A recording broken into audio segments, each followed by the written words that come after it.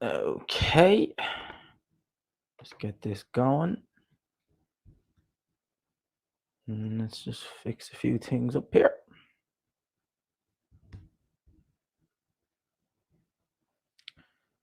And hopefully this will work.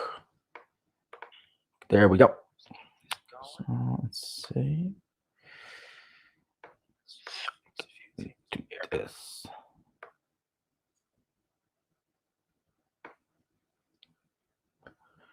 Shout out to anyone who's here right now. We're just going to talk about Deontay Wilder and his resume. I just want to change one or two little things before I go and do a bit more talking on this.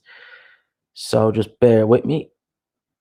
Wilder'S. There we go. A shout out to anyone who's in the chat right now. Hoping yous are all liking it. Hoping your day is going well. Hope that everything is good. You're in this self-isolation. There's not a lot we can really do about it. You know, depending on where in the world you are, there's not an awful lot that any of us. There we go. Just get rid of that. There we go. Yeah. So there's not a lot that many of us can do about this. It's just a case of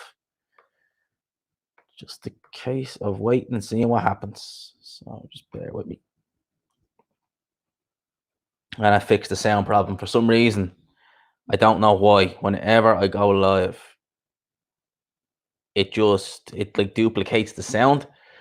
Yeah, shout out to anyone in the stream right now. Whenever I go live, for some reason, it duplicates the sound because I have the mic plugged in, and then in the background, I've got, I don't know why, but the video playing. I don't know why it plays. But what we're going to do in this live stream, shout out to anyone who's in it, we're going to talk about Deontay Wilder's resume. This is not going to be a career review per se. Like, I'm not going to break the career down, you know, as thoroughly as I would in a normal video. So if you look at the career reviews I've done on Tony Bellew and you look at the career review I done on Roy Jones, I went into as much detail as I could about those guys and, you know, who they were fighting, when they were fighting. I'm not going to go into as much detail in this live stream, but what I am going to do is I'm going to kind of do two things. I want to know how all my fans are. No. Oh, well, I'm sure he is probably in self-isolation. We can actually talk about that. Is Wilder in self-isolation? He hasn't been on for a couple of weeks. Yeah, I can see that is kind of a okay, it's not that misleading, to be fair. Look, there's a space in between. I got a point in there. Right. I'm actually going to go because I'm going to screen share this. I'm using this stream as kind of a demo for some career reviews. G-Man back to save the day. Yep. So I'm using this stream as kind of a demo for my Mike Tyson career review that's coming on Saturday. So I'm not going to be breaking Wilder's resume down completely. And Joe Caven. Craven? Is that how you pronounce it? Craven? If I'm mispronouncing your name, I apologize, mate. But we're going to see is Wilder self-isolating. Because I'm going to screen share. I'm going to look up Deontay Wilder because I didn't even check his Twitter. So, yeah, I'm going to use it as a trial. We're going to talk about Deontay Wilder's resume because one of the most ridiculous statements I ever heard was going back about would have been probably 2017 when Deontay Wilder fought, what was the guy's name? Bermain Stavern in that rematch. And someone said, if you compare basically who Wilder was fighting at the start of his career to who Joshua was fighting at the start of his career, Wilder's opponents, we'll call them, were better. That's what they said to me. And I was baffled when he said that to me because let's bring in the screen share. Let's get a screen share going. There we go. And let's look. Here we go. Let's look at Deontay Wilder's resume. As I said, it's not a full-blown career review, but it's as good as. And I'm going to be using this as a little bit of a trial for things moving forward. So we can actually get Anthony Joshua. So let's get Anthony Joshua and let's actually compare the two. Even though Wilder had a hell of a lot more fights than AJ. See, AJ have it on Twitter? No, said messages to his fans. Even though Wilder's had more fights than AJ. Even though Wilder's had more fights early on. Let's compare the two guys' early careers and see. So, got that guy Ethan Cox, pro debut. Shannon Gray. So 2-2-1 Fought that Shannon Gray guy or Gary guy who was literally, that was his only fight. He had one fight and then that was it. One fight after, one fight before Wilder and one fight after. Fighting all these guys, all these no hopers. TJ Cove. Have you heard of any of these guys? I sure as hell haven't. Stopping them all, fair enough. But have I heard of any of these? Harold Sconers. Now, that is the fight in which Deontay Wilder was apparently down. Now, I say apparently because there's no footage of that fight. And I've heard varying degrees about that fight and the knockdown that Wilder suffered. Because it says it there. You can see it there. Wilder down once. Now, I've heard varying reports about that Harold Scolas fight.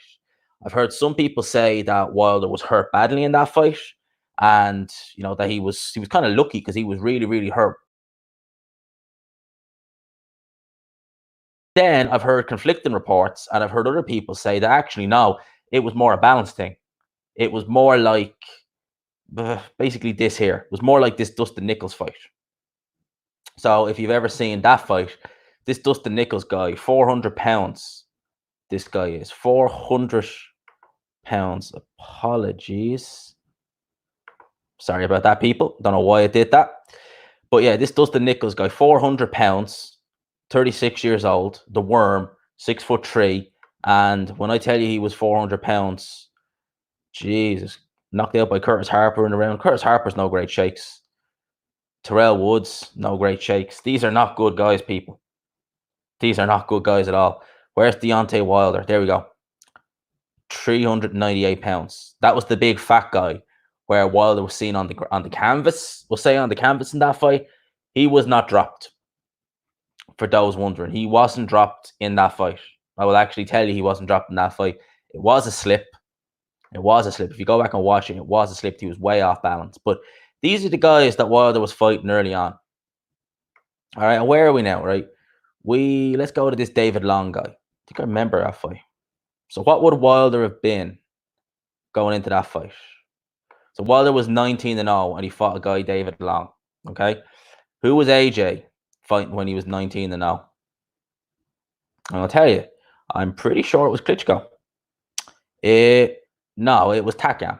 But basically, it goes and puts it in context. And we look back at the guys that Deontay Wilder was fighting early on in his career. These guys aren't great. But I tell you now, Dorian Darch, especially back then, even though Dorian Darch was never that good to begin with, he was better than the guys that were on Wilder's resume early on. Let's go and get back Wilder's resume. He was better than the guys who were on Wilder's resume. He was better than these guys. These guys are not as good. Jerry Vaughn, Travis Allen, Kelsey Arnolds, Charles Brown. Who are these people? Seriously, who are these people? And there are people coming out, well, not anymore, I don't think anyway, who were saying that the guys that Wilder was fighting early on in his career, these guys, the Harold Sconas, Dustin Nichols, Reggie Pina, Damon Reed, that these guys were better than some of the guys AJ was fighting early on in his career.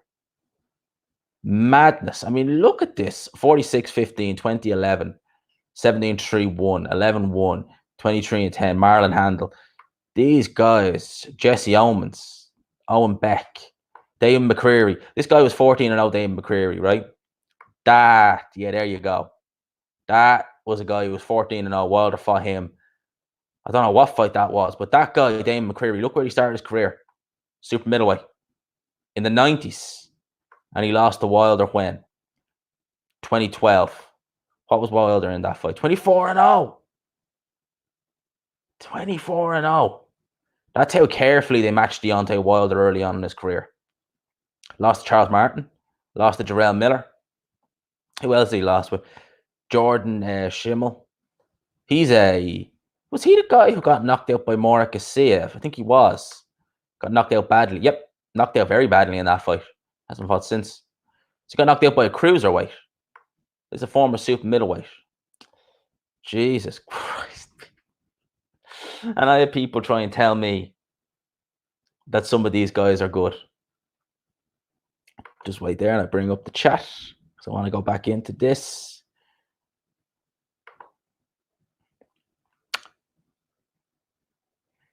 Basically, if you watch this from the start, it was someone saying to me a little while back that Deontay Wilder, the guys he fought early on in his career, You know, the Kelvin Price actually, maybe I'll let him away with that one.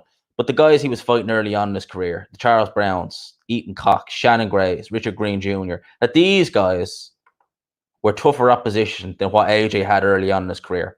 Now, it has to be said, these guys AJ was beaten and beaten decisively early on in his career. Constantine Erich can punch. For all his flaws, he can punch. Matt Skelton, Matt Legg. Constantine Erich is a decent puncher, to be fair. Decent puncher, but was never that good. But he's a decent puncher. These guys are better than the guys Wilder was fighting. And make no mistake about it. Yeah, fair enough, they're not great. And people were saying, you know, oh, these guys weren't great. Yeah, of course they weren't great.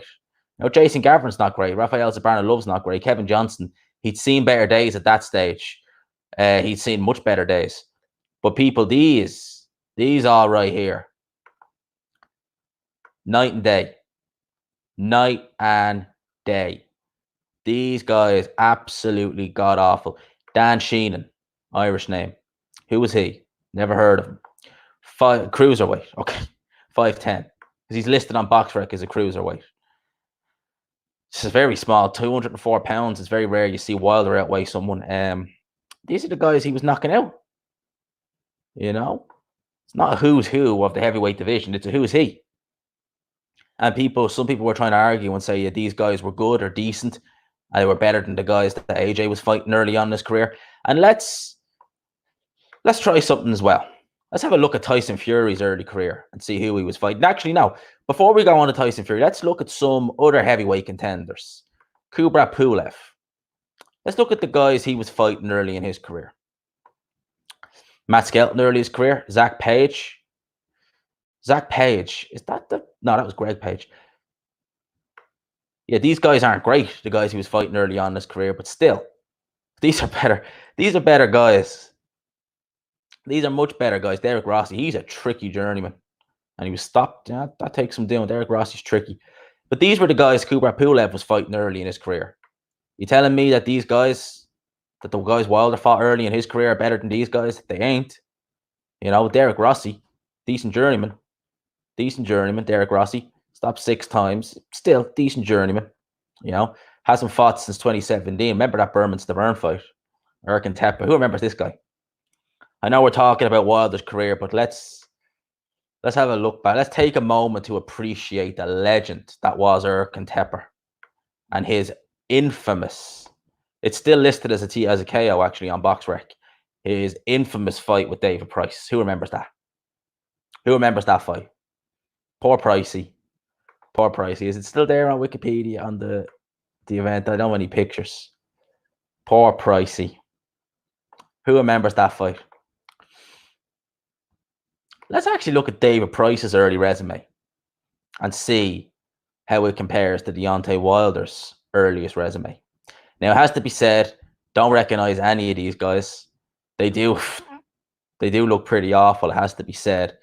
At the time, I think Price, when he turned pro, he was promoted by Frank Maloney, if memory serves me correctly. And I think these were all on, yeah, they were on Frank Maloney shows.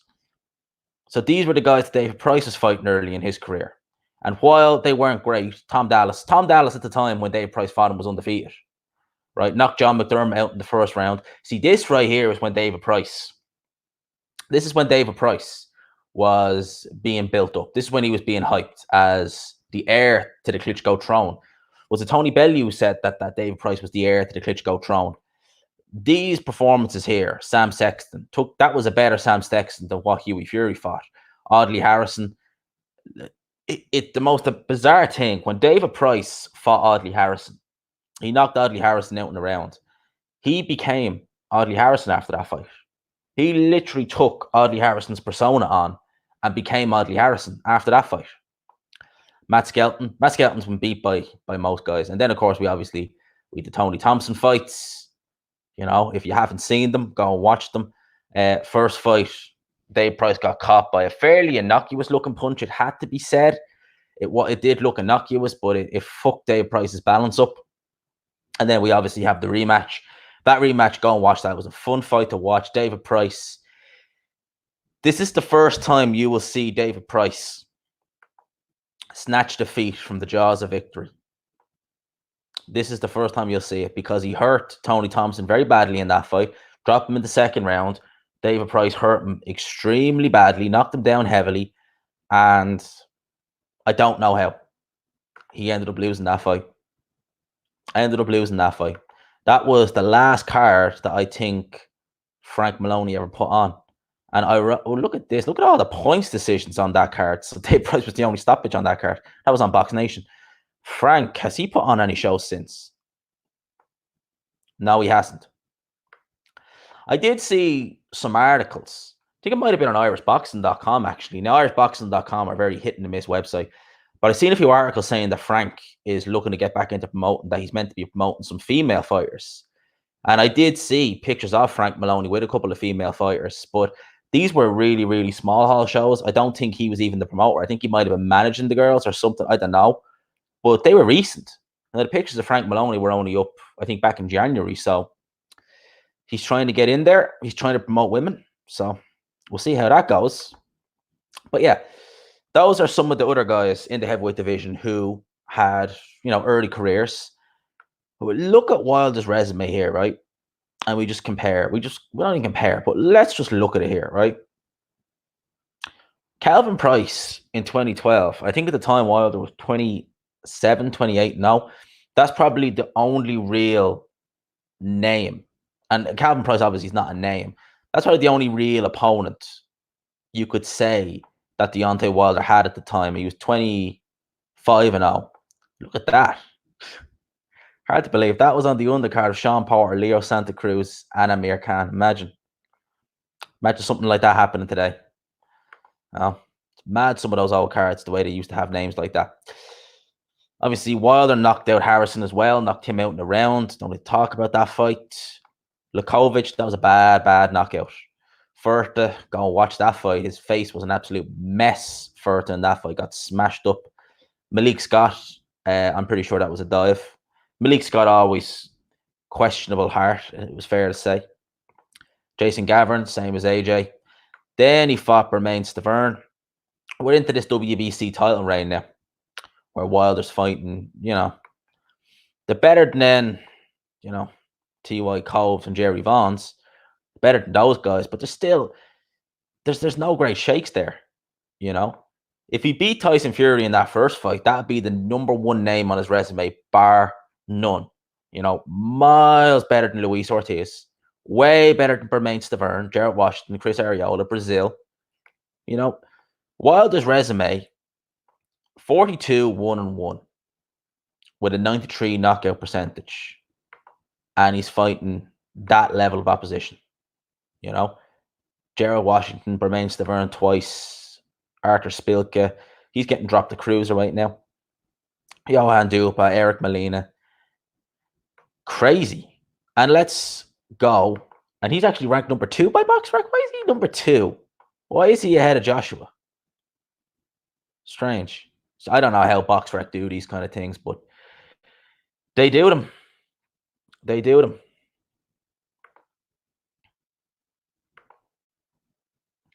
There you go. Pretty boy Flizzy. Scott was a dive 100%.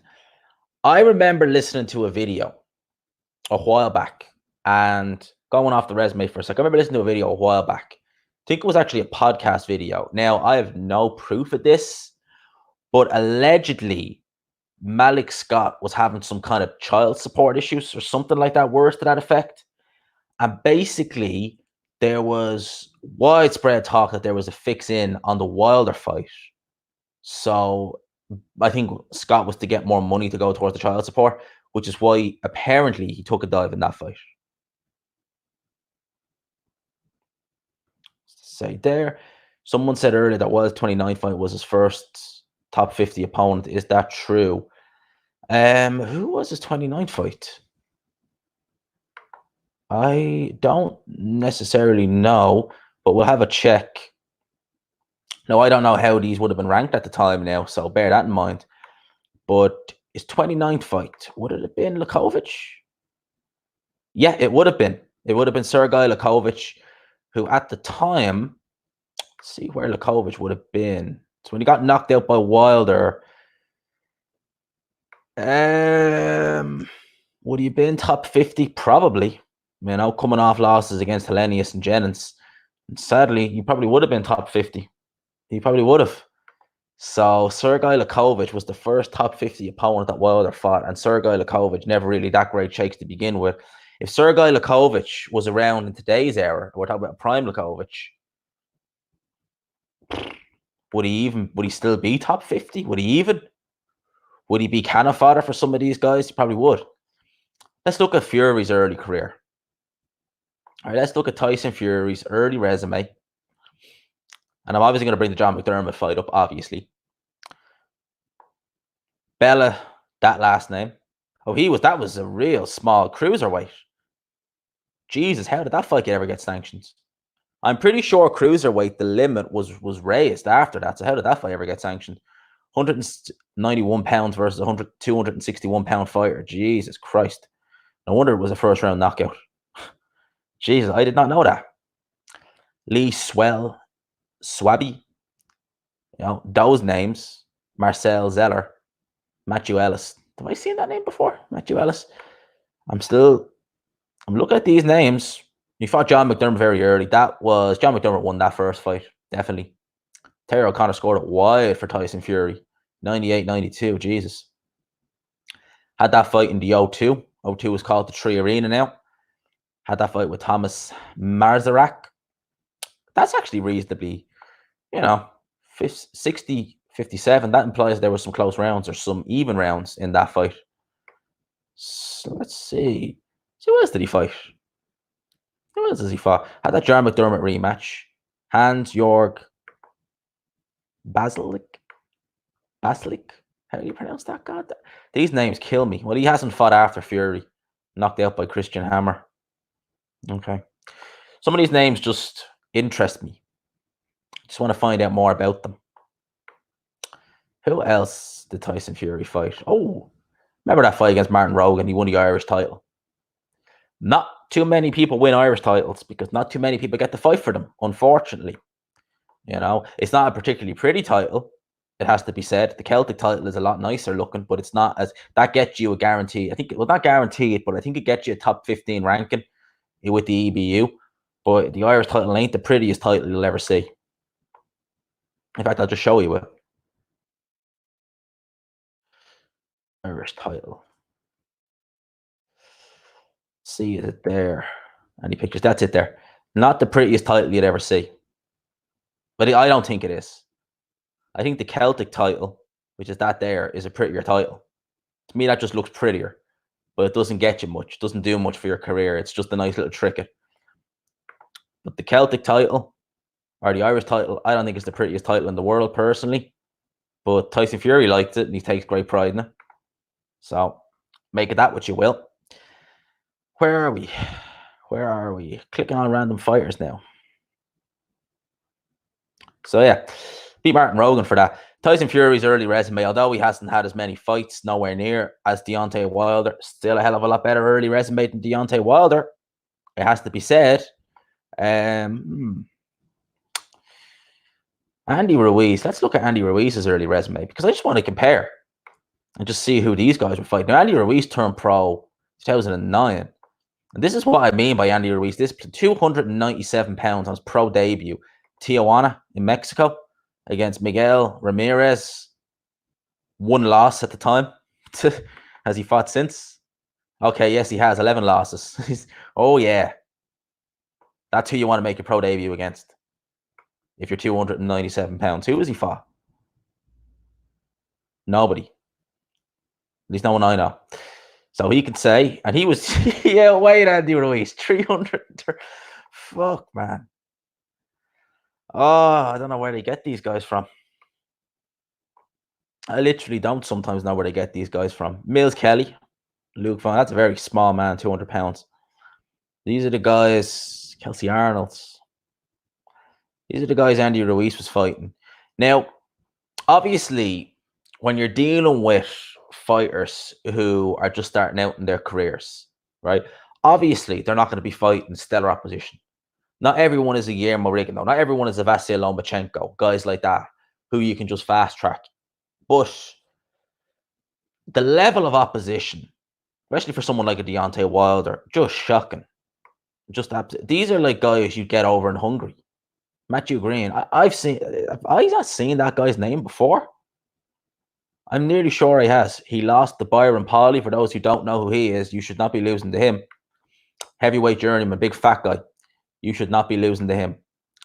Knocked out by Shannon Briggs, knocked out by Hughie Fury, knocked out by that cruiserweight, then he was knocked out by Wilder. Fucking hell. So Wilder was 26-0 when he beat this guy, and Hughie Fury was 12-0. Jesus. And that's a guy who lost to Byron Pauly. If you've never seen him fight, don't watch Byron Pauly fight. Joe Hanks, remember that fight? Andy Ruiz was getting lit up in that fight. He was winning. He won it. It was in Macau in China, but he was showing his defense or lack thereof. Went the distance with Lakovic. That was straight after he fought Wilder. Went the distance with Zambarno Love. These aren't good guys to be going the distance with.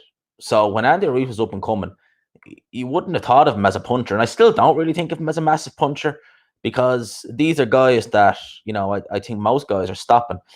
Rafael Zambarno Love, he's a Brazilian journeyman. I remember him saying that, and he's fought some guys. He's fought Filip Hrgovic. Now, to be fair, I think he said this prior to fighting Hrgovic. He fought Hrgovic on his debut, on Hrgovic's debut. He fought Ustinov, fought O'Wallon, fought Andy Ruiz, fought Anthony Joshua. Zambarno Love, do you know who hit him the hardest, according to his own mouth? Do you know who hit him the hardest? Shannon Briggs. Unknown. So we're really Anthony Yarde's resume here. So we're dealing with Anthony Yarde's resume. Jesus. Let's pop out the chat.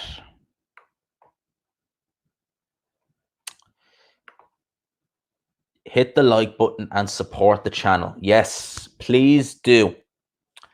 I am going to say please do hit the like button and support the channel. Just going to stop that screen share briefly. Hit that like button, support the channel. I love that comment right there. For those who don't know, whenever you hit the like button, this is why I always ask people to hit the like button. Whenever you hit the like button, it basically boosts the video on YouTube's algorithms. So YouTube will put videos in your recommended videos. It'll put videos about, we'll say, Deontay Wilder, based on the amount of kind of viewership you get, based on the amount of subscribers you get. The more likes you get, the higher it goes in your algorithms, the more likely you are to get out there, which is why I always say like the video. I don't really mind if people are not liking it, but the only reason I ask is because it helps the channel so much. If it didn't help the channel, I wouldn't ask. Do one for White. I will.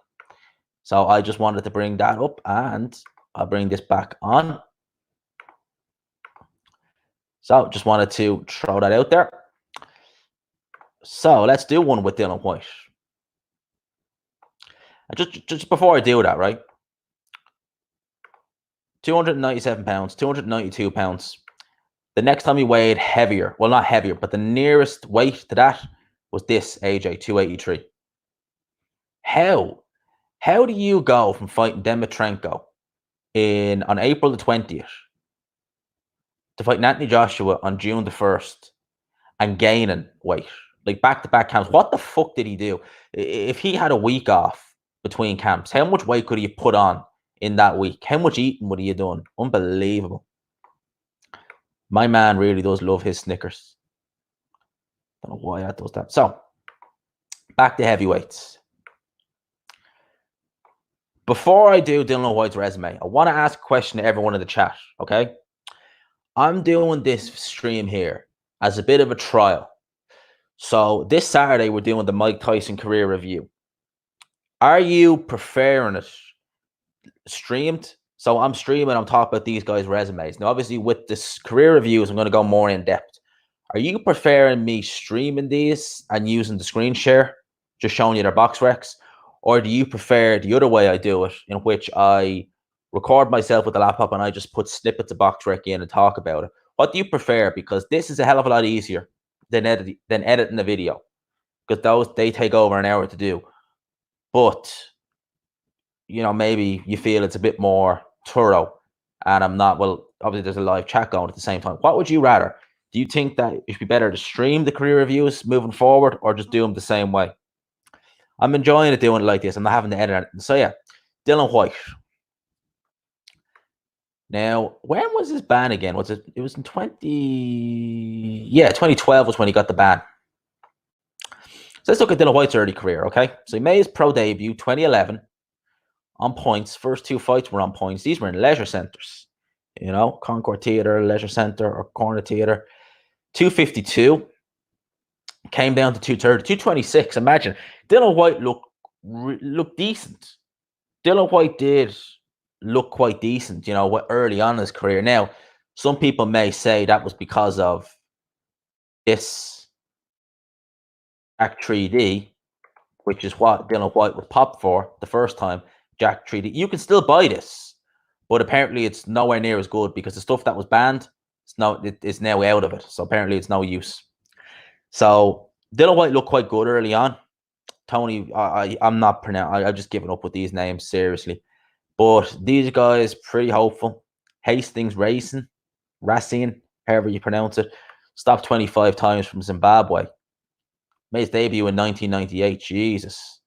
Let's look at this. Gary Cornish, Tom Little, Albert Szyznoski. Recognize that guy's name. Danny Price. I thought it said David Price there for a sec, but no, Danny Price. Look at all the losses. All right, this guy almost makes some of the Deontay Wilder guys look good. Seriously. Just trying to see if I recognize. Carl Thompson knocked him out in the first round back in 2003. This guy was a light heavyweight at one stage. Jesus Christ. This guy Dylan White was fighting. David Haye even knocked him out in his 8th pro fight. So David Haye fought this guy that Dylan White fought in his 4th pro fight. Christian Kirloff.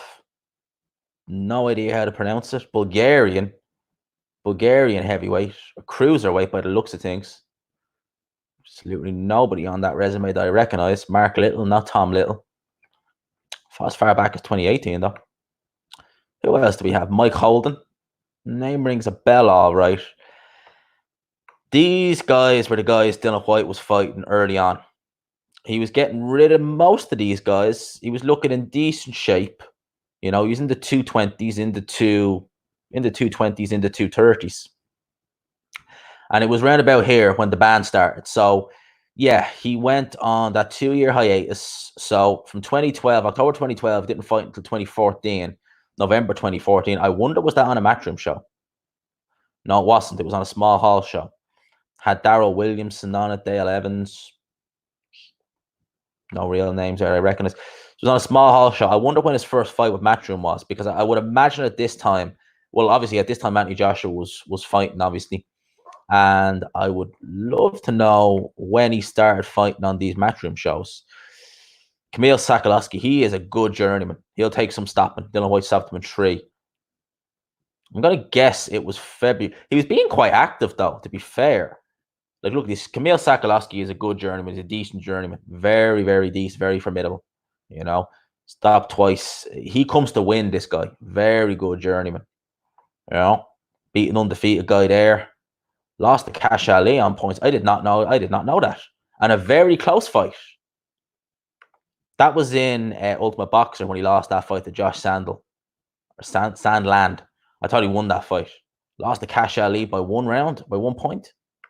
Cash Ali. That looks like a mugshot. It literally looks like a mugshot. He's got a black eye there and everything. Lost by 1 point to Cash Ali. I question the manner of that. Sakalowski, he beat Lucas Brown. Sakalowski. I know we're going back to Dylan White now in a sec. I will. I'm bringing these up. Knocked out Nick Webb. Lost to Mark Bennett. Very close fight. He beat Lucas Brown, although they didn't give it to him. Do you know why they didn't give it to him? Because a month later, Lucas Brown, and that fight was already announced, had that Dave Allen fight. So had Brown down in the 2nd round. He won every round. Because that fight, you can go and watch that fight easily on YouTube. He won every round. They didn't give him the fight, though. So Sakalowski, hell of a journeyman. You know, he is one of those journeymen where he takes some beating. You know, he comes to fight, he comes to win. Back to Dylan White. When was the first time he was on a Matchroom show? I'm just recognizing the fact that was in the Odyssey Arena in Belfast. The fact that it was just a big event. So it's a big. I was on Cyclone, so he was fighting on Carl Frampton's undercard. So Dylan White was really going all over the place. You know, when he was starting out, Becca, that this guy, Jesus, this guy was an amateur. Has an amateur resume as well. He was 4-0 from Georgia. Lost to Lennius, lost to Wallen, lost to Chisora in the first round. And this guy fought in the World Series of Boxing. Who did he fight? Don't reckon. Okay, years ago. How did he fight in the amateurs? Because they only put Boxrec only put these down if they were fighting. Jesus, lost to Pulev. Jesus. Who is this guy? Whoever he is he active? No, he's inactive. Got stopped by Chisora in a round though, so yeah, I just find somebody curious. For fuck's sake, right. Backtrack. So yeah, White was fighting on Carl Frampton undercards when Frampton was with Cyclone. I was convinced that was on a Matchroom card because I just saw Belfast. I just know at that time Eddie Hearn was putting shows on everywhere. Hull. He fought in Hull against that guy, Junior Costa. Now, I'm pretty sure this is when they were putting him on Eddie Hearn shows. Yep. Luke Campbell versus Tommy Coyle. I'm pretty sure that's the first time Dylan White would have fought on an Eddie Hearn show. And purely because they were trying to build towards an Anthony Joshua fight. Remember that Brian Pinto fight? That was on the undercard of Joshua versus Cornish. Remember that? It's funny to look back at some of these old Matchroom shows, these old fight nights. They weren't great shows, it has to be said. I remember actually that card. I remember watching that card. Remember a lot of the fights that were on it. And apologies why my laptop keeps doing that. I don't know. It's always done that. I have a mouse actually, but I just don't use it. I just use the old-fashioned way. But remember that, obviously, we got the AJ fight then. What was Dylan White when he fought AJ? What was his resume? 16-0. At 16-0, Dylan White had a much, much, much better resume than Deontay Wilder at 16-0. There's not even any question. And Dylan White, people say Deontay Wilder didn't have an extensive amateur background. Neither did Dylan White. Yeah, he had a fighting background, but Dylan White was never 6 amateur fights. 6 amateur fights with 5 knockouts. The only guy he didn't stop was Anthony Joshua, but he did knock him down. So Dylan White, someone who didn't have an extensive amateur career, same as Deontay Wilder. Okay, for the first 2 years, he wasn't fighting anybody great, but still, you know, when he got off the ban, he moved it up. You know, Kamil Sakalowski is better than any of Deontay Wilder's first 28 opponents, and he's a journeyman. I'm enjoying doing this. I'm having fun doing this. I'm gonna do the Mike Tyson career review with a stream. You know, let's see what the people asked. So people ask, this format is better and interactive. It is. You like it this way? Okay. Then what I'll do is I will do the Mike Tyson career review on Saturday. It makes my life a hell of a lot easier because it means that I don't have to be recording for an hour on end and editing the video. And I will do a live stream on Saturday, probably Saturday night, because that's when I live stream. That's when everyone's chilled. And I'll do a review of Mike Tyson's career. But even, let's look at Daniel Dubois, 14-0. People, I know Daniel Dubois was a decent amateur. Better resume. I'm telling you now, Blaise Mundu, he was a decent amateur. I think he was a Cameroon. He represented Cameroon. He was really a cruiserweight. David Howe, oh my sweet days. Poor David Howe. Poor David Howe. He'd no chin. He's absolutely no chin. You only have to touch him and he's gone down. He's one of the worst chins I've ever seen, David Howe. That guy whose name I can't pronounce. I'm not a robot. Thank you.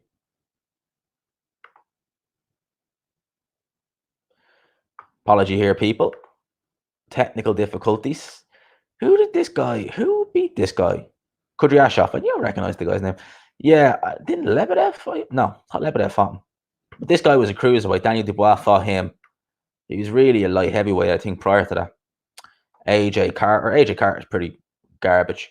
Dorian Darch, seen better days. DL Jones, not that good. At the time, he was undefeated. But yeah, not that good. Taken out in a round by Bacoli. Daniel Dubois had skeptics at the time. I remember at the time people were really kind of saying, is he that good? You know, beat Tom Little, that was a good win. Kevin Johnson. Kevin Johnson didn't come to fight. He never does. But still, Kevin Johnson, better win. Kajan, people, like, I know Daniel Dubois was a more accomplished amateur than Deontay Wilder, so you could move along quicker. Ignore these two, Fujimoto and Tete. Ignore them. These are all better. Like, Kajanu is a journeyman, it's fair to say, but at least he's better than flipping Kelvin Price and, you know, Dustin Nichols, Harold Scholas. That Richard Latte, he's not too shabby. You know, he comes to fight. Nathan Gorman, domestic level dust up, a contender. Well, I say contender, but British level. Not a bad fighter is Nathan Gorman. Very decent fighter. That was a 50-50. A lot of people seeing that as a 50-50 price. 50-50 fight, I should say. And these two, we'll ignore them. But look at this, look at this, look at this, look at this. Pro fight number 15, Joe Joyce. EBU title, British heavyweight title. Is the Commonwealth title not on the line? I think it is. I think Danny Dubois has that as well. That's on pay-per-view. 14 fights, going on 15, pay-per-view. Was Deontay Wilder on pay-per-view in his 14th fight? Hell no, he wasn't. God knows what he was doing in his 14-15 fight. Let's see. Try Pulev Povetkin next. As an Irishman, I'd love to do Steve Collins. Yeah, I wouldn't mind doing Steve Collins. People liking the Steve Collins. You're going to watch David Howe since I've mentioned it. Before I say anything, before you say anything, I'm just going to bring this back. I'm just going to let you know just how poor David Howe's chin is. This fight right here, Cash Ali. I'm pretty sure it's this fight. It looked innocuous. It just looks like every little innocuous punch that lands, David Howe goes down. Remember that Dave Allen knockout? It looked, these knockouts this guy is getting, and he's getting knocked out a lot. You know, knocked out by, that guy is a freaking cruiserweight with no chin. I can't pronounce the guy's name. Isaac Chamberlain knocked him out. Isaac Chamberlain's not really a puncher. Knocked out by this guy. This David Howe guy is one of the chinniest guys you'll ever see. Dorian Dart beat him on points. I mean, literally, it is quite remarkable, really. And the ironic thing is, whenever you see him away, he's always in shape. He keeps himself in shape. He's 6'8", but I've never seen a chin like it. It just crazy. Crazy chin. He really has no punch resistance to speak of, David Howe. Seems like a nice guy, though, but crazy. So who did you ask me to look at before I got Ortiz and Povetkin next?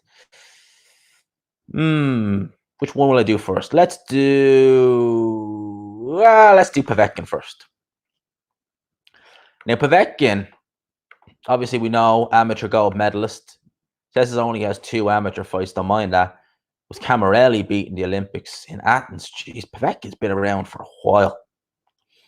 One thing I will say, although Dylan White, the longer they leave this fight, the better it is for Dylan White, because Povetkin is pushing 41, people. When is he 41? September. With the same month. We're both born the same month. He's born on the 2nd of September. I'm born the 30th. As in the 3-0, the last day of September. So, Povetkin, 35. Let's see who he was fighting early on in his career. Oh, yeah, and it's ironic. It's mad to think that he was having all these fights in Germany. I think he was promoted by the Sauerlands at the time. Before I clicked. Yeah, he was. I knew he was promoted by the Sauerlands. He was having all those fights in Germany.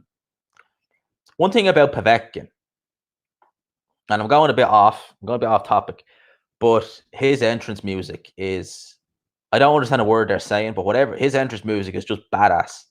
It just sounds like a Russian mafia kind of entrance team. Just the way it sounds. I don't know what they're saying, but whenever I hear it, it just sounds real badass. So these are the guys he was fighting. John Castle, Sarani Fox, Muhammad Ali. What the fuck? Oh my days. That's who he fought in his pro debut, an Olympic gold medalist. He fought this guy in his pro debut. And this guy is losing. Well, he's actually winning. This guy's still active. Fuck. He's winning a lot. Who was he losing to? Guys I don't know and I've never heard of. Senagashi. I've heard of him. Lost to him. That was Senagashi's second pro. Fucking hell. This is not someone you would expect the Olympic gold medalist to make their pro debut against. Seriously. Marco Huck, 6 fights. Jesus. Povetkin, when he started out, he wasn't fighting the greatest of opposition, it has to be said. Livin Castillo. Rings a bell, that name. These are not great guys. These are not great shakes. 37-11, 20-3. No, Povetkin was not fighting good opposition, it has to be said. He was fighting regularly early on, but these were not good opponents. It's really, to be fair to Povetkin, right, he had almost the Mike Tyson plan where he was regularly fighting, because you see here, he was fighting September, October, November, December. Then he was fighting March, April, June. He was fighting regularly enough, fighting not good guys, but then they did step him up about a year or so later. Yeah, about a year later. So he's fighting Larry Donald, Chris Bird, Eddie Chambers, back to back to back. At the time, these were, well, Larry Donald, not really, but at the time, Chris Bird and Eddie Chambers, Chris Bird would have only been coming off a loss to Klitschko. Maybe not straight after that fight, but he wouldn't have been far removed from that Klitschko loss. So he fought Chris Bird, beat him by stoppage. Chris Bird was never really a heavyweight, though. Eddie Chambers, 30-0 Eddie Chambers. That would have been an Eddie Chambers somewhat in his prime. So these aren't bad. These aren't bad names. You know, it has to be said. But realistically, like, they started them off very, very slowly, very carefully. You know, I wonder would he have been top of the bill at those? He used to share the same bill with Manuel Char, Marco Huck. These were all on the sour ones, were they? Jesus. I have seen a couple of highlights of Povetkin's early fights, you know, on Eurosport and stuff like that. He didn't appear to be a devastating puncher back then. You know, Povetkin's got very good power, but he didn't appear to have much in the way of punching power. Like, look at this Nicola Forta. That's the guy Wilder knocked out in 4 rounds, mashed his face up. Shigaev, that was a decent little scrap, Shigaev. That is the fight where Teddy Atlas was in the corner. Povetkin's dad had recently passed away. Teddy Atlas was in the corner for that fight, and he was, you know, really egging Povetkin on. I think he showed him a picture of his dad, Teddy Atlas.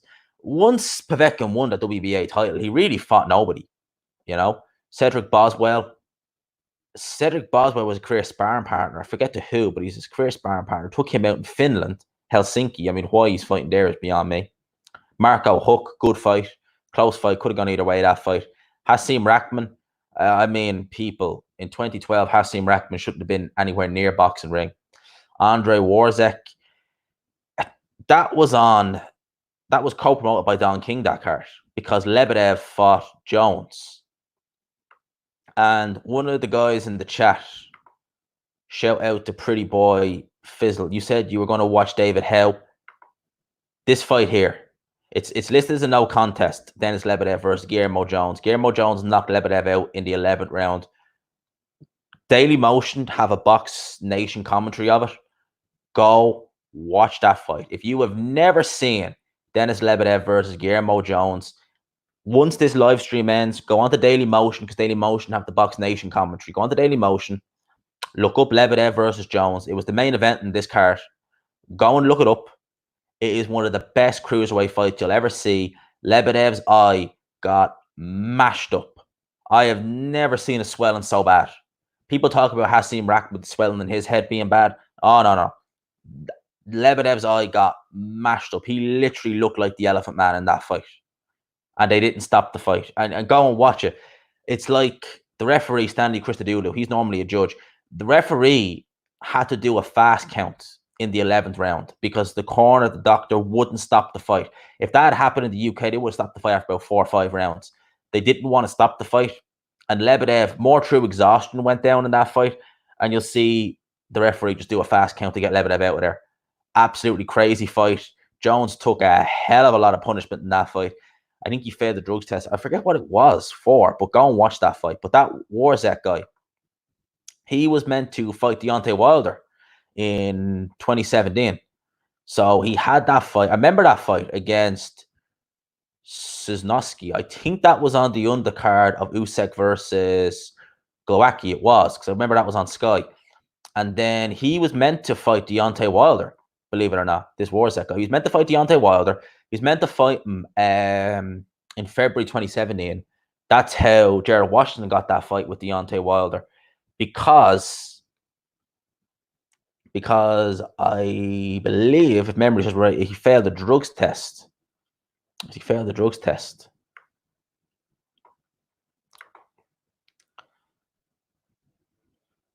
Lebedev won titles after the fight. You forgot to mention. Yeah, of course. He obviously won titles after the fight, but I'm mentioning the fight. I wasn't mentioning what Lebedev did after the fight. So yeah, Lebedev won titles after the fight. Yeah, of course he did. He was reinstated as champion, and he unified. What's that say? Lebedev was cruiserweight champion after you say that about the injury. Yeah, I know he was champion after the injury. They stripped Guillermo Jones. Yeah, I know that. I'm just saying the fight was. I'm saying about the fight. I'm not talking about what he did after the fight. I can show you what he did after the fight. I can tell you what he did after the fight. They reinstated him as champion. Well, actually, reinstated him as champion. Yeah, they reinstated him straight away as champion. CWBA cruiserweight title. He needed some time off. He was fighting nobodies until he fought and unified with that Ramirez guy. That was on the undercard of Povetkin versus Wack. Hell of an undercard that was. Yeah, I know that, but we're not talking about Lebedev. We're talking about Povetkin. Not about Lebedev. I was just showing that was a good card. A hell of a card and a hell of a fight. And if you've never seen Lebedev versus Jones, go and watch it. But I know a lot about Lebedev's career. Lebedev lost to the Bison Bachunu only recently. Nazi Povetkin fought Klitschko, Char, and this is where we have PED Etkin. Meldonian Povetkin. Manuel Char, great knockout. Takam, hell of a knockout. Perez was all kinds of messed up at that time. Marius Wack, that was on, as I said. Povetkin.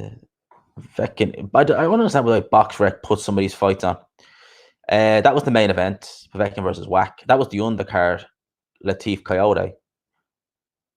Then I was wrong. Oh no, he fought Ramirez. That would have been on the undercard. That was meant to be the undercard of Wilder. So yeah, he fought Latif Coyote on that card. That was meant to be on the undercard of Wilder versus Povetkin. That fight never happened, but the card still went ahead. Obviously, we had Kudryashov versus Duradola. That was the first fight. Hell of a fight. 2 rounds, but they went at it. And we had that Rakim Shakayev guy versus Ola Afalabi. He is crazy, that Shakayev guy. He fought Wilder in the amateurs. And he's built like an absolute beast, but he's no stamina. And he fought a dumb fight. Real dumb fight. So let's go and let's look at Luis Ortiz. Someone asked me to do Ortiz as well, so we'll look at Ortiz. Luis Ortiz. Now, Ortiz is 40. I'll let you all be the judge. 41. You buying it? Really? And that is a couple of years ago, that picture. You buying 41? Really? Made his debut in 2010. Hell, would he have been? 31? You're pushing it. To be fair, he's always been in around the 230s, which is very rare for a heavyweight. You see them stay so consistent at a weight. You stay consistent at a weight. Lamar Davis. Lamar Davis, the GTA character, GTA 5. Obviously not the same guy. That's who he made his pro debut against, Lamar Davis. Luis Ortiz. Can't say that rings a bell. Sean Bennett. No, I thought it was someone else. It's not the same Sean Bennett. Thought I recognized that name, but obviously it was wrong. That's who Ortiz made his pro debut against. Then he got another Davis, Charles Davis. Zach Page. I wonder, was he promoted by Golden Boy at this stage? No, he was fighting in the Heavyweight Factory. That is, I think Shannon Briggs has fought there. Heavyweight Factory gym in Florida. Yeah, that is, I think Shannon Briggs has fought there. I remember that. Remember Shannon Briggs fought a guy. He knocked him out in a couple of rounds. Burr Cooper. What the hell was Burr Cooper doing in there with Luis Ortiz in 2011? Really? Smoking Burr Cooper, who's now dead, R.I.P. Burr Cooper. But what was he doing? Fighting Luis Ortiz in 2011? Jesus. Burr Cooper, who hurt Evander Holyfield bad in the 90s. Jesus Christ. Jerry Butler, Corey Whitefield. None of these, like Luis Ortiz does not have a who's who resume anyway. You know, that was in Costa Rica. Jesus. Brian Vasquez, I don't know who he is.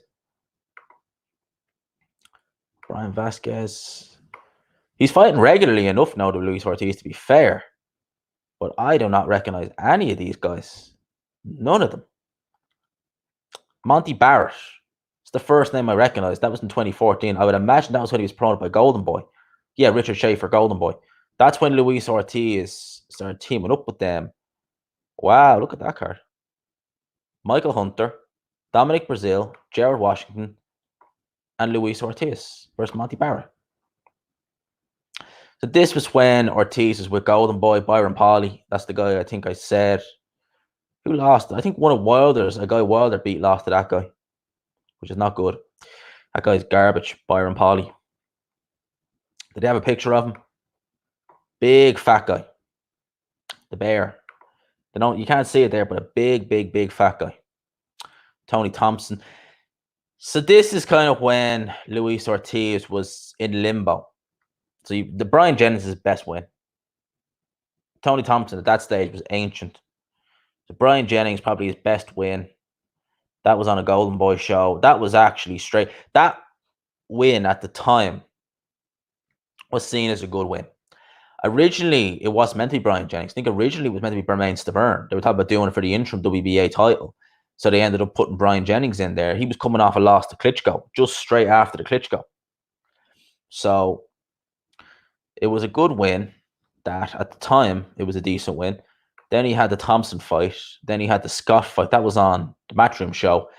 This is kind of when we really see Luis Ortiz kind of tail off. I think he should have stayed with Golden Boy, personally. You know, they weren't doing a bad job promoting him. Went to Eddie Hearn, did nothing with Eddie Hearn. Then he went to Al Heyman, Daniel Martz. Obviously had the Wilder fight, lost that. Fought Kajanu, fought Tavares, or Travis Kaufman, Christian Hammer, and then Deontay Wilder. So God knows what Luis Ortiz is going to do now. But his resume, none of these guys' resume was not great. But what I was getting at, what I keep reiterating is that even guys like Dylan White, who were brought along slowly, were fighting regularly. They weren't fighting this poor level of opposition for so long. Like Wilder turned pro when? In November 2008. And he fought his first top 50 opponent August 2013. Nearly 5 years. 5 years before he fought his top 15 opponent. Unreal. Unreal. So I'm going to pop this chat back up here. Just going to stop this screen share for a bit.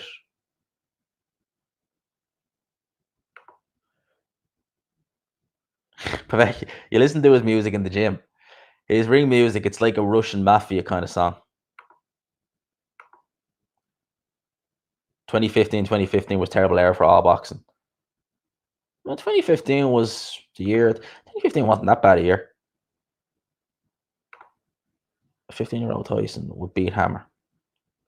Well, Tyson did beat Hammer, and I wouldn't say a 15-year-old Tyson would beat Christian Hammer, but definitely Christian Hammer was a decent amateur. You mean 2010 to 2015? Yeah, I'll give you that. It wasn't great. It wasn't great. Thought on Isaac Chamberlain going to Mick Hennessy. Apparently he signed a long-term deal, which is crazy. That is crazy. Why would you sign a long-term deal with Mick Hennessy? You shouldn't sign a long-term deal with any promoter, but Mick Hennessy, of all people. Not good going for Isaac Chamberlain. Not good going. I rate Isaac Chamberlain quite highly. I think he's a decent fighter, but no. Very bad move. Collins' career would be good. Yeah, it would. I could definitely do Steve Collins. Could definitely do Steve Collins. Is there any other heavyweight resumes you want me to take a look at? Just to compare. Let's have a look at this chat. Pop the chat up again. Someone said do White. Done White already. think I've done most of the heavyweights that we have today in the top 10 or in the top 15. If there's any other heavyweights anyone wants me to give a shout to check their resume, because I'm pretty sure I'm going to bring the screen share back just for a sec. Here we go. What does that say there? Steve Collins, very underrated. Lots of shit said. Steve Collins was a good fighter. You know, very good fighter, Steve Collins. How could I forget Joseph Parker? How could we forget Joseph Parker? We haven't checked his early resume. And Joseph Parker's early resume, he really was getting rid of these guys. You know, he was looking impressive. They're all in New Zealand now. All in New Zealand. He looked impressive. It was the speed of Joseph Parker that was impressive. These guys aren't great. It has to be said. Fighting regularly, though. You know, it has to be said. Fighting regularly.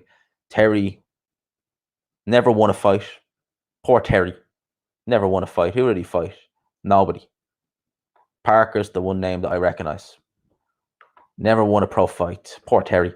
Francois Botha. Oh my God. If you ever saw that Francois Botha fight, it was tragic. I mean, Francois Botha in that fight, and he fought that Warzek guy not long after. In that fight with Parker, Botha looked like Santa Claus. I mean, his beard was white. He was way out of shape. He looked like Santa Claus in there against Joseph Parker. He literally did look like Santa Claus against Joseph Parker. Afa Tapua, is how you pronounce it. This guy fought Joseph Parker. King Afa, don't know about that. It's a very short guy for heavyweight, 6 foot, 227, 244. Beat by Parker. They do 5-rounders in New Zealand, do they? Okay. No names. Kujimoto. Oh, he lost to Kujimoto. Fujimoto. Jesus, that guy must be terrible if you're losing to him. So, yeah, these are the guys. Joseph Parker. Parker had a fight in Germany, really? No, was that on the Sauerland card? PN Africa, Tom Loeffler. Jesus, that was on the Klitschko undercard. Jesus, Parker was on that. Jesus. Marcelo Nascimento. I did not know. You learn something new every day. I knew Parker fought in the States prior to, you know, recently. Usyk 2-0 at the time. Now, I could do Usyk's resume, but mainly a cruiserweight, and we're trying to focus on heavyweights. Brian Mintu. That's before Dylan White fought him. Keith Thompson. And some of these wins were decent, you know. And here's the running team, I say, with Joseph Parker. He was in the 220s to the 230s in these fights. 219, that was very light by Joseph Parker. Best weight you'll get for Joseph Parker is in around these. Shamir Williams, very tough man.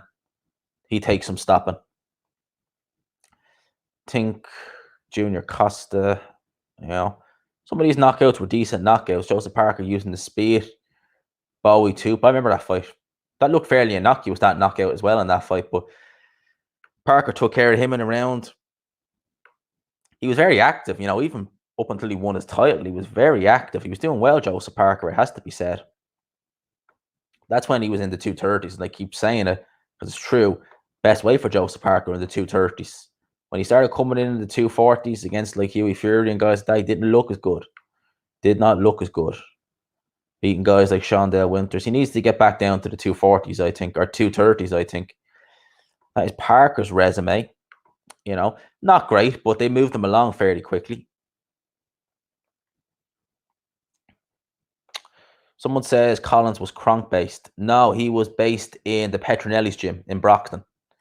That's where Steve Collins was based. He trained with Goody Petronelli and Freddie Roach. Tony Yoka. We can do Tony Yoka. Thoughts on Brazil calling out Dylan White. Says to get rid of him in 6 rounds easy. Whoa. I want to see that fight, but I don't think that would fare too well for Dominic Brazil. His nickname is Trouble, and he would be in trouble. Dominic Brazil. Let's have a look at his resume early on. Curtis Lee Tate. That's who he made his pro debut against. Never heard. Oh, the name does ring a bell. A little bit, but not enough. Curtis Lee Tate, who he made his pro debut against. Again, nothing to write home about these Curtis Lee Tate guys. Caleb Grummett. Grummett, I think is how you pronounce it. Mike Basti. Lenroy Thomas. Wow. Beating Lenroy Thomas. Is this the Lenroy Thomas Who fought David? Yeah, it is. Jesus. Straight away. Straight away, Dominic Brazil. And what was Brazil in that fight? That was his sixth pro fight. Straight away. Brazil doing better. And I know Brazil was Olympian, but still doing better than Deontay Wilder was. Brazil, Devin Vargas. Devin Vargas is, not a terrible fighter. He's not great on the right arm. He's not a terrible fighter. So even Brazil was doing better. But Brazil, you could always tell, even back then, he was slow, cumbersome, easy to hit. That Amir Mansour fight was a fight he really should have lost. Got lucky in that fight. Well, I suppose he got lucky. He smashed Amir Mansour's tongue up. Amir Mansour was in his 40s at that stage anyway. Izzy Wagono, good fight. Eric Molina. Never actually seen that Eric Molina fight, but I don't want to. I don't really like watching Eric Molina fight. He's pretty garbage. Brazil versus White, be a good fight. I think White shown a better chin than Dominic Brazil. So I would make Dylan White favorite. Let's see, we're at the top 30. Will we do Bacoli? We'll say Bacoli for a second. Yeah, let's do Bacoli. Let's do Martin Bacoli. 15-1. Cecil Smith, never heard of him. Okay, well, there's a reason for that because he never fought again after he lost to Bacoli. So that's who he made his debut against. These are all South Africa, Belgium. Is that the Netherlands flag? No, Luxembourg. Okay. Luxembourg putting shows on. That was a majority decision as well. Jesus.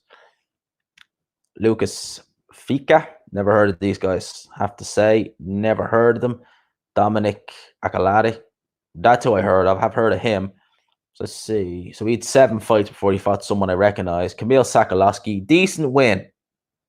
Kamil Sakalowski. DL Jones. He was already looking impressive. The thing with Bacoli is, I think his weight is a big issue. For those who don't know, Martin Bacoli is actually the brother of Ilunga Makabu, the cruiserweight champion, the guy who got knocked out by Bellew.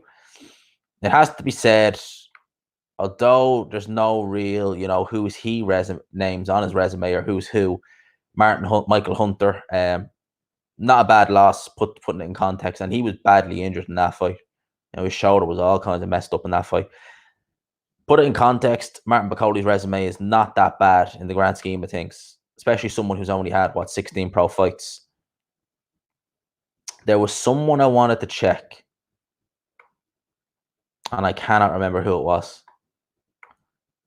When I was looking at Bacoli, made me realize I missed someone, and now I can't remember who it was. And that's going to annoy me. So you retrace your steps. I'm trying to retrace my steps here. Jarrell Miller, that's it. Jarrell Miller. Retrace your steps, you find it. You figure it out. So, Jarrell Miller won't be listed on BoxRec.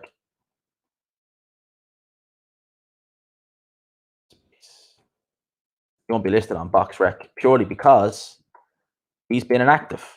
So I have to search for him. Jarrell Big Baby Miller.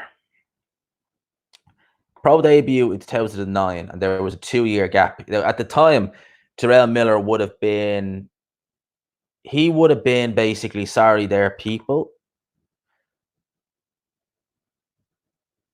G-Man is a Coco, get a life. G-Man is a, okay.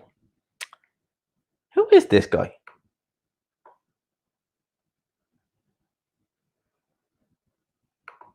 Okay. Oh, stop. Right. Oh, boy. Where are all these Wilders coming from, huh? Don't worry, mate. Don't worry.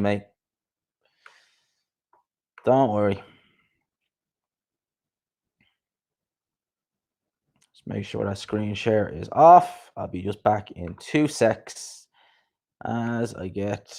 Oh, we got 2 people here. Okay. No worries. Give me 2 secs there, people.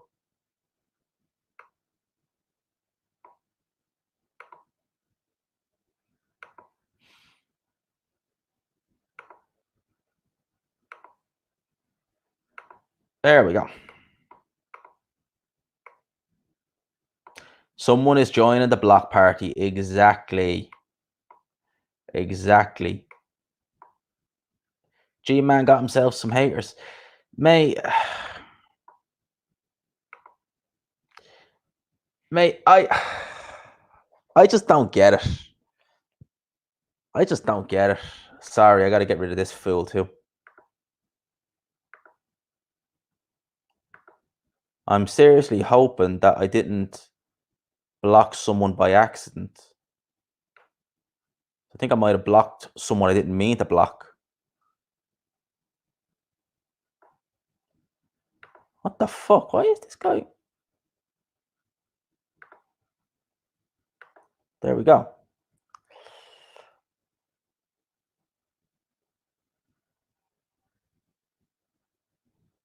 There we go.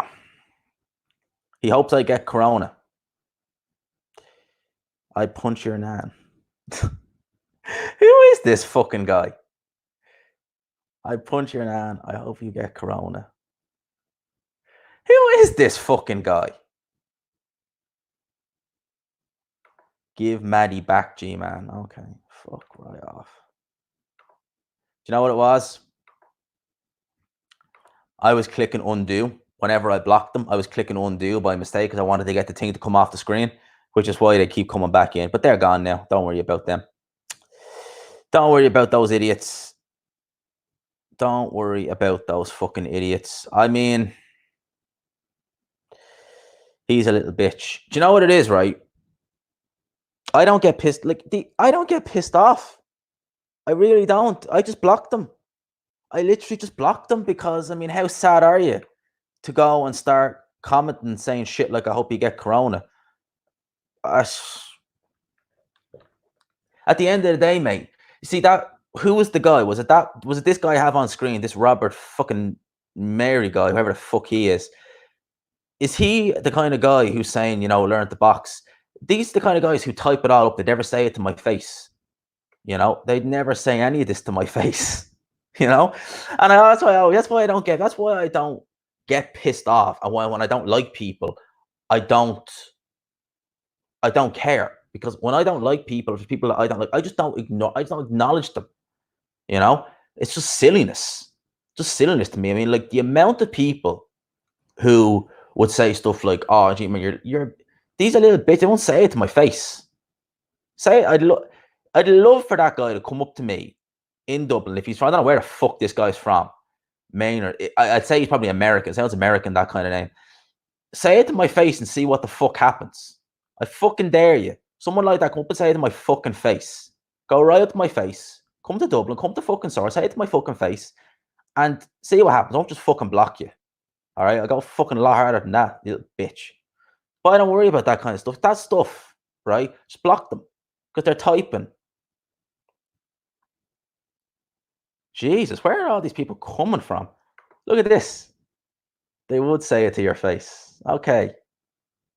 Good to know. Good to know. Did these people have nothing better to do? Seriously? Oh boy. Bye-bye. Did I have nothing better to do? So, apologies about all that. Bruce Lee. Shout out. Oh man, you were enjoying this, mate. I apologize, and I will keep it going because I'm enjoying this as well. I apologize. You know, I do apologize, but unfortunately, this is what happens. You know, this is what happens. Shout out, pal. What's up?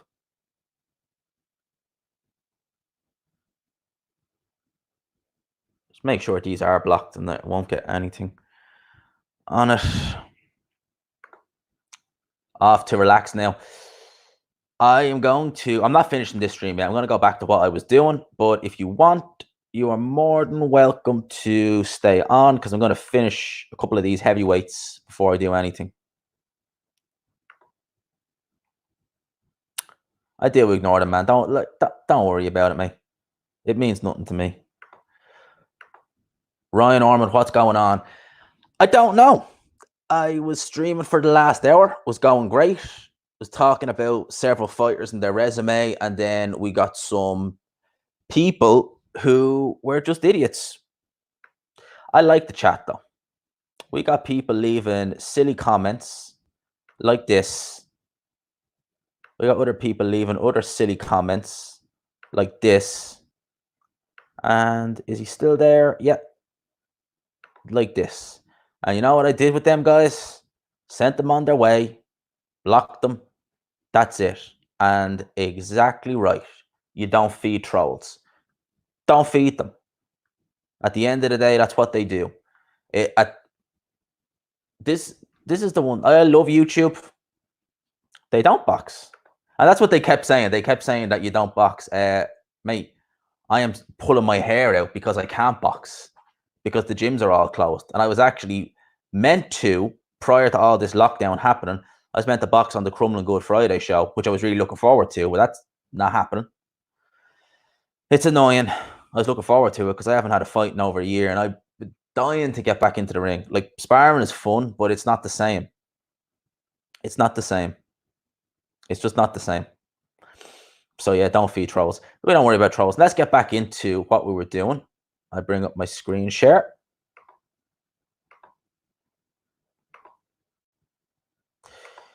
So now that that's done, we are on Jarrell Miller. And I hadn't even started on Jarrell Miller yet. So let's start it fresh. So Jarrell Miller, he made his pro debut in 2009. Now, bear in mind, around about this time was when Jarrell Miller was, I think he was simultaneously, was it kickboxing or K2 or K1?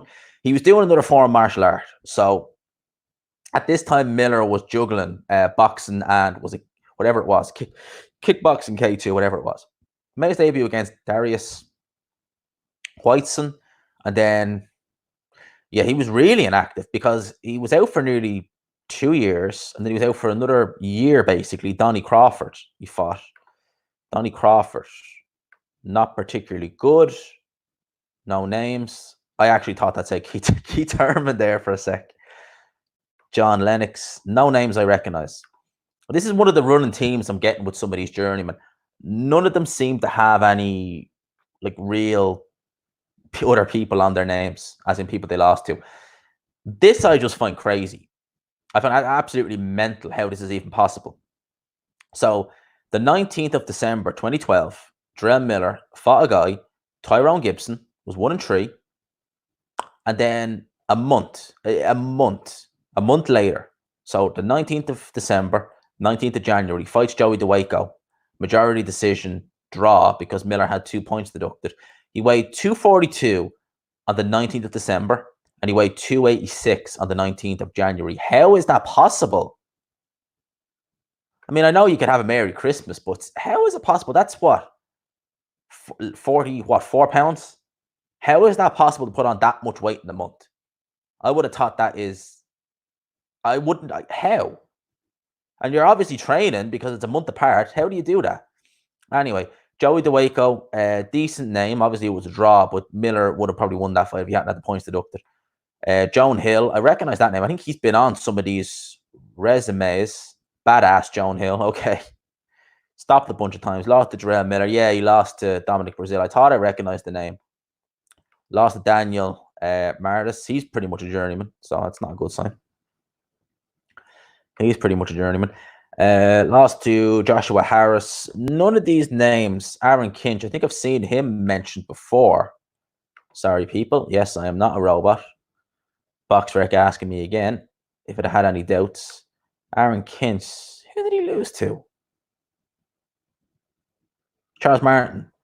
I thought I seen him fight someone else. I thought he lost to someone else. No, maybe I'm just seeing things. So lost it, fought him. Fought Damon McCreary. That's the fat super middleweight that I was talking about earlier. Yeah, this is a guy, Deontay Wilder. He was undefeated. This guy was undefeated when he fought Deontay Wilder. Deontay Wilder fought him. What was Deontay Wilder when he fought him? 24-0. And this was a former super middleweight in the 90s fighting Deontay Wilder. He was 24-0. Jarrell Miller was 12-0 when he fought him. So Jarrell Miller had half the fights. He needed half the number of fights when he fought this guy than Deontay Wilder did. Seriously. Donovan Dennis. Donovan Dennis. He's the guy who wiped out. Oh, what's his name? Kajanu. Wiped out Kajanu. Nick Grievous, bit of a journeyman, but not that bad. Fred Cassie, that was a good win. This is when we started to really get to know Jarrell Miller and get to see him fight. So let's say when he fought Washington, what was he? What was his record when he fought Washington? Where is Miller? 18-0 when he fought Washington. Wilder was definitely in his mid-30s in terms of his fights. That was on the undercard of Mikey Garcia versus Adrian Broner. Remember that? Had the Charlos on it. Katie Taylor. Noli Murphy. He's Irish from Cork. Had that heavyweight George Aries. Whatever happened to him, actually? Is he still competing, or where is he? He's still only young. He's only 28. He's still young. Fought only last year. It's a bit of a worry when you see him giving up these rounds. Majority decision. George Aries, I remember him early on in his career. He just seemed to have so much energy, but he's very short. Very short. Let's actually see. Is this guy still going? Is this guy still going? There we go. It used to be, that looks like a mugshot. Used to be a lot more imposing picture of James the Beast Wilson. Used to be a lot more imposing figure. Okay, so he hasn't fought since he had that draw with that journeyman last year. Some people asked me before what I thought of James the Beast Wilson. I didn't think. I didn't think. I thought he was way too muscly. And he even lost weight for that fight compared to what he normally is. James the Beast Wilson, I didn't think. I thought he was pretty obscure, truth be told, just covered in muscle. So yeah, that is George Aries is 73rd in the world. Jesus. So that is, it's nearly midnight now. Been on here for well over an hour. That is pretty much most of the heavyweights. That is literally, I think I've covered all the heavyweights in the top, at least the top 10 anyway. I'm not counting Newsett because it was all cruiserweight, so I won't count that. Same with Hunter. I'm going to count that. Let's do Del Boy. Let's kill it off. Let's do Del Boy. Now, with Chisora, it's probably a bit unfair because he was fighting guys reasonably. Like, he fought Tony Booth, fought Sam Sexton in what is fifth fight. Lee Swelby, he fought Fury. I remember seeing him. Chisora was fighting better opposition straight off the bat. You know, Danny Williams, Sam Sexton again, fought him again. Jeez, he fought Sam Sexton twice. Tyson Fury lost that fight, but still, you know, Vitaly Klitschko, Robert Helenius, he won that fight. He got robbed badly against Helenius. Helenius is garbage. Chisora is probably a bit, I won't do Chisora because we know so much about him. We know he was good. We know he was decent. Now, before I end this, I'm going to do a quick look at the chat and have a look-see. The Beast definitely on steroids. Hell yeah. Or be on steroids. You used to train with Camp. Man. What was this? LOL. 4 pounds per week. Yeah. Crazy amount of weight. 24-0 Christ. How many Joshua had? I done Joshua.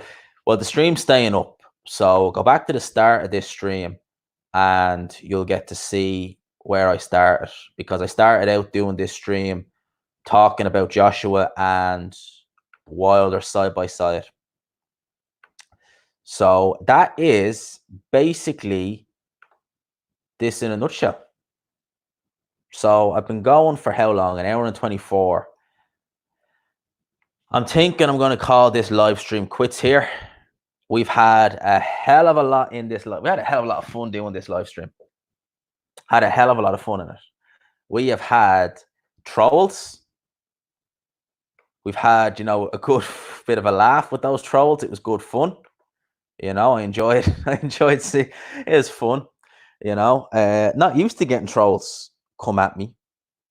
I'm wondering why my logo has disappeared though. I don't know why that is, but I'll say nothing of it. You just logged in, mate. This stream is staying up. I was comparing a lot of other fighters to Deontay Wilder's resume, so it's a shame you're going to miss most of the stream, but it's going to stay up so you can listen to the audio. You know, we're all in self-isolation, so I'm sure it'll kill a bit of time. I hope you enjoyed it. Miller was juicing after the draw. Oh, hell yeah. Miller was probably juicing early on in his career, mate, to be honest with you. So it's a pity that you're only logged in now.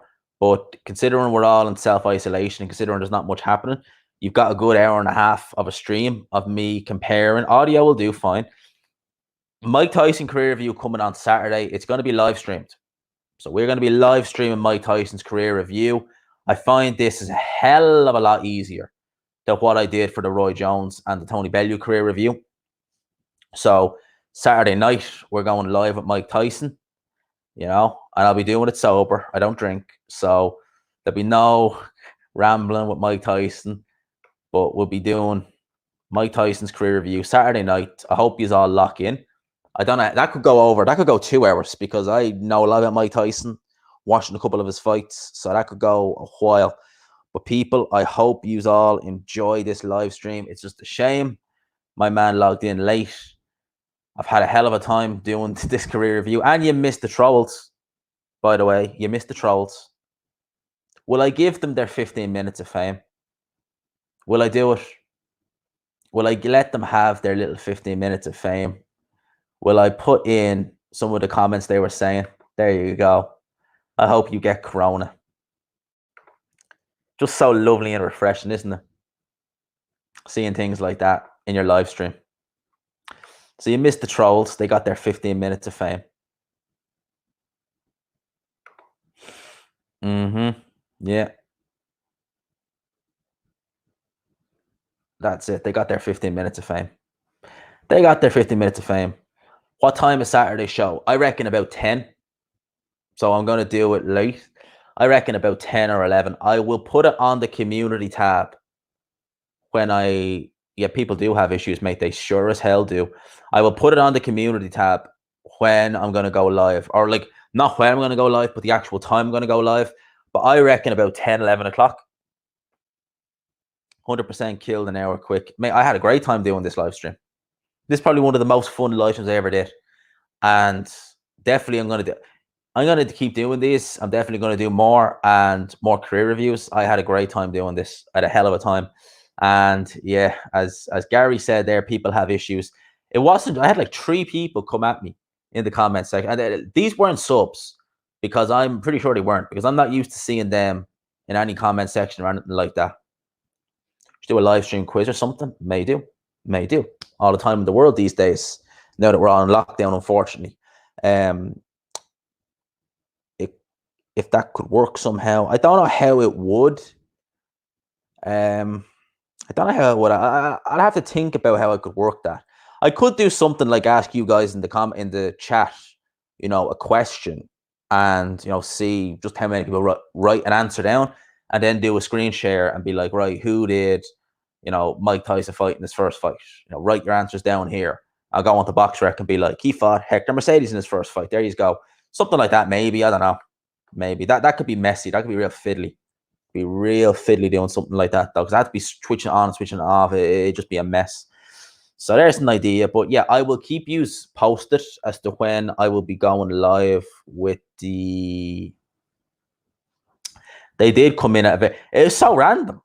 Do you know what I find amazing is they came in. I'm sorry, people. I'm just going to take a drink of water because I'm dying of thirst here. I find amazing that they came in just as, literally, they came in just as I was about to start doing Jarrell Miller's career. Like, literally, the ultimate troll, Jarrell Miller, who goes around accusing people of doing things that he then does. They come in just as I'm about to review his career. I mean, they timed that very well. You know, the biggest troll in boxing, you know, and Jarrell Miller is a real piece of work. They come in just as I'm about to review his career. They didn't want me seeing something, I don't think. You know, probably Wilder fangirls. You see, yeah, but ever since Wilder lost, the fanboys and the crap that they've come out with, they've not been as prolific. You know, they haven't. You know, the Wilder fans haven't been as prolific. Actually, before I go, someone very, very, very early on in the stream asked me a question. They said, Wilder's been very quiet in the wake of that loss. Has he tweeted anything or said anything? I don't know. Where's his Twitter? There it is. No, that's his Instagram. Has he said anything in the wake of that loss? Let's go on to Twitter. Let's see. I do have a Twitter, people, by the way. It's at GManBoxing. You know, if you want to go over, give it a follow. I don't put much up on Twitter, but it's there. When's the last time he... February 29th. Jesus, he has been quiet. He has been quiet. Damn. So, yeah. I said I'd do that for one of the guys early on in the stream. He's been very quiet. Deontay Wilder. So, yeah, Wilder fangirls, you know. You just know. You know. Don't forget to hit the like button and support the channel. Thank you. Don't forget to hit the like button, support the channel. Definitely. As I said many times, it will boost videos up higher in YouTube's algorithms, which means people are more likely to see the video. So please do respect, love it when they make comments like that. You know, support the channel any way you can. Let's try and get this channel growing. It's been hard. I'm not gonna lie, it's been hard the last couple of weeks with this thing that's going on in the world. There's been no boxing, so it's slowed everything down. And I said in my last Saturday night live stream that I was gaining 150 subs a month, and I was making money. Well, I'm still making money, but I was making not decent money, but it was paying my loan off every month. It's not paying it off now. I've reached 2,000 quite fast. I would have had them by now. I would have had it by now if this coronavirus hadn't come along. I'm telling you now, if this coronavirus, because soon I was shooting through subs. Like I was going from 1,000 to 2,000. I was going to do it in jig time, and it slowed it right down. Much faster than my first 1,000. I know, yeah, it's been good, but just annoying. This coronavirus has slowed everything down. And like the goal was for the end of the year to have maybe 5,000. I think that's not going to happen now. It's unlikely it'll happen. Maybe it still will, but it's unlikely now that it's going to happen. Because I'm telling you now, had it not been for that coronavirus, we'd probably be on the 2,000s, if not very, very close to it. So it's just a shame. It's just a shame. But you know, it is what it is. It's like that across the board with YouTube, you know, with boxing people on YouTube. And because we only cover boxing, and I only cover boxing, it's hard to grow. Like, I mean, like I would love to cover other sports like darts, but you guys lock in for boxing, and you know, you don't lock in for other sports like darts and stuff like that, even though there's nothing going on in darts either. So I only cover boxing on this channel, and I don't do anything else. Would love to do some podcasting, but that's a while off, and I have no idea what kind of podcasting I do anyway. But you know, boxing talk. Yeah, but me and Ade, you know, we only just talked there last week. We both noticed the decline in subscribers for both our channels, and obviously Ade's is still growing, you know, quicker than mine. But he noticed a decline in subscribers, and you know, he noticed a decline in, you know, what we're getting from YouTube in terms of, you know, money every month. And yeah, Ade noticed that as well. We both talked about that. And Ade did say he was going to do other sports. I want to keep this channel purely boxing. I don't. Maybe I will when the darts goes back. Maybe I'll do a live stream while one of the tour like shows is on, and see if any darts fans want to join in or anything like that. I don't know, but I do enjoy. I miss boxing. I miss darts. I miss all sports. Like I like football as well. I don't religiously watch football, but I miss football. I miss boxing the most. I miss watching darts as well because I pay my subscription to PDC TV every year, which is 50 quid a year, and I get Pro Tour events, which I love watching. I like the Pro Tours. They're fun to watch. So, you know, this coronavirus, man, it's fucked us all over. And it's fucked me over in more ways. Like I said, I had a job last week, and this week I don't, thanks to coronavirus. So thank you. It's great. It's fucking brilliant. But people, I am going to leave it right here. I had a great hour and a half. I had great fun. We won't, never mind those idiots who came in saying this, that, and the other. They're just idiots. They're all blocked now anyway, so fuck them. But people, I hope you enjoyed this live stream. I'm going to leave it here. I am going to leave it here because I'm getting tired. I'm getting tired now. So have a good evening or good night. Happy Tuesday, because it's officially Tuesday now. I will talk to you. I will be doing some videos tomorrow. Got a Chris Eubank video. Good to go. And I probably won't be, see you Saturday. I won't be live streaming until Saturday. Definitely not. But we are doing Mike Tyson between 10 and 11. All right. I don't know exactly what time. Between 10 and 11 on Saturday night. Mike Tyson career review coming out. Join the stream. Hope you all enjoy it. We're going to have fun talking about Mike Tyson. So I will see you all then. You will have a video from me tomorrow, and I'll talk to you.